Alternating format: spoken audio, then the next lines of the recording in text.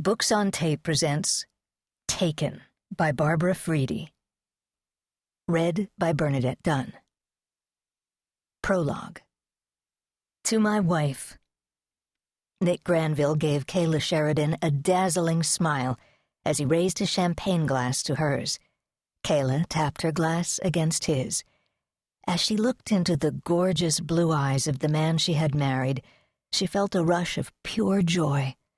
She could hardly believe she was married, but an hour ago she'd vowed to love this man above all others. He'd put a ring on her finger and a diamond necklace around her neck, and he'd promised to stay forever, which was really all she'd ever wanted. A child of divorce, she'd split her time between two houses, two sets of parents, two cities, and she'd said more than her share of goodbyes. That was over now. She was Mrs. Nicholas Granville, and she would make her marriage stick. The champagne tickled her throat. She felt almost dizzy with delight. "I can't believe how happy I am," she murmured. "My head is spinning."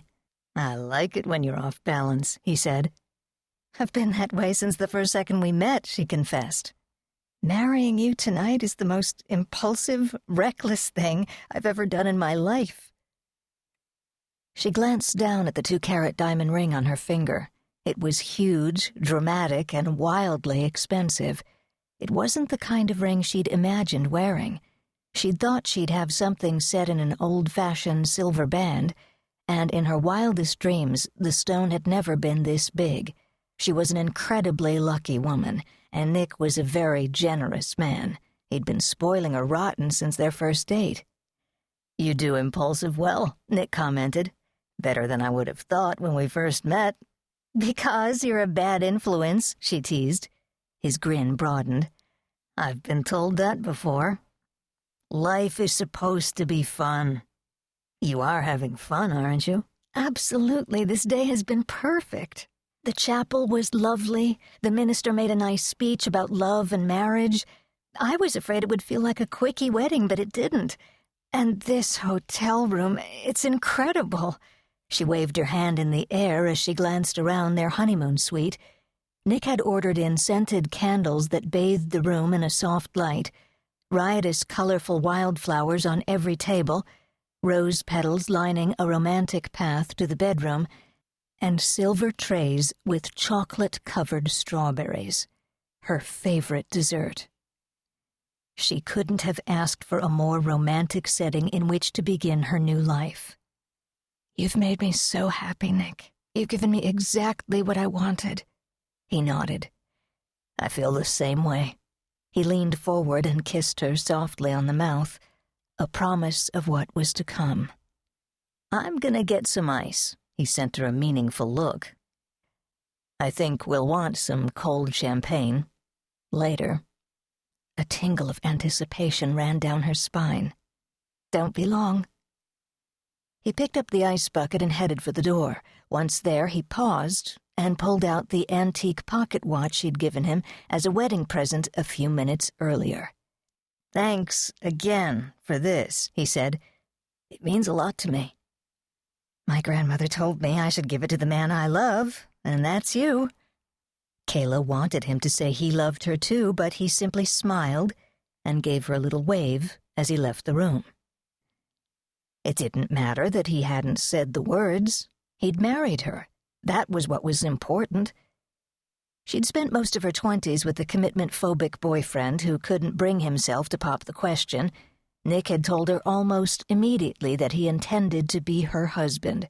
She'd been swept away by his love and his confidence that they were perfect for each other. Now, only 3 weeks since that first date, she was his wife. She could hardly believe it. 3 weeks! This was definitely the craziest thing she'd ever done. Well, so what? She'd been responsible and cautious her entire life. She was almost 30 years old. It was about time she took a chance. Too restless to sit, Kayla got up to look out the window. Their luxurious honeymoon suite was on the hotel's 25th floor and offered a spectacular view of Lake Tahoe and the surrounding Sierra Nevada mountains. She was only 4 hours from her home in the San Francisco Bay Area. but it felt like 1,000,000 miles. Her entire life had changed during a simple wedding ceremony that had been witnessed by only 2 strangers. It was her one regret that neither her family nor Nick's had attended the wedding.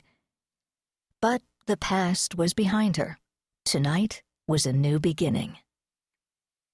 Turning away from the window, she entered the bedroom.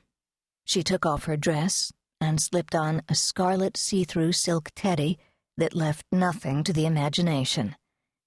Then she drew a brush through her long, thick, curly brown hair that fell past her shoulders and never seemed to do exactly what she wanted. Her best friend Samantha had told her that the messy, curly look was coming back in, so maybe for the first time in her life, Kayla's hair was actually in style.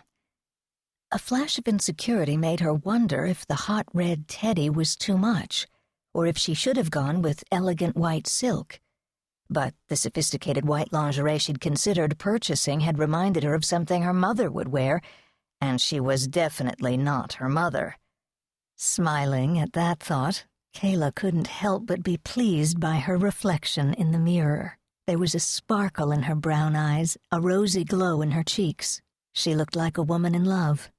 And that was exactly what she was. She'd made the right decision, she told herself again, trying to ignore the niggling little doubt that wouldn't seem to go away. The quiet in the room made the voices in her head grow louder. She could hear her mother's shocked and disgusted words. "Kayla, have you lost your mind? You can't marry a man you've known for 3 weeks. It's foolish. You'll regret this." And her friend Samantha had pleaded with her, "Just wait until I get back from London. You need to think, Kayla. How much do you really know about this man?" She knew enough, Kayla told herself firmly, and this marriage was between her and Nick, no one else. Turning away from the mirror, she sprayed some perfume in the air and walked through it. Debating whether or not she should wait for Nick in bed, she tried out several sexy poses on the satiny duvet. She felt completely ridiculous and chided herself for being nervous. It wasn't as if they hadn't had sex, and it had been good. It would be even better tonight because they were married, they were in love, and they were committed. As she stood up, the suite seemed too quiet. She wondered what was taking Nick so long. The ice machine was only a short distance from the room, and he had left at least 15 minutes ago. He must have decided to run downstairs and pick up another special dessert or more champagne. She smiled at the thought. Nick was so romantic. He always knew just how to make her feel loved and cherished. She walked into the living room and sat on the couch to wait. She flipped on the television and ran through the channels. The minutes continued to tick by. Glancing at her watch, she realized an hour had passed. An uneasy feeling swept through her body. She got up and paced. Within seconds, the room grew too small for her growing agitation. She had a terrible feeling something was wrong. Returning to the bedroom, she slipped out of her lingerie and dug through her suitcase for a pair of jeans and a t-shirt. All the while, she kept hoping to hear Nick's footsteps or his voice. Nothing. Silence. She grabbed the key and left the suite, heading to the nearest ice machine. Nick wasn't there. She tried the other end of the hall, the next floor up, the next floor down.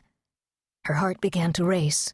She checked the room again, then took the elevator down to the lobby, searching the casino, the shops, the restaurants and bars, and even the parking lot where Nick's Porsche was parked right where they'd left it.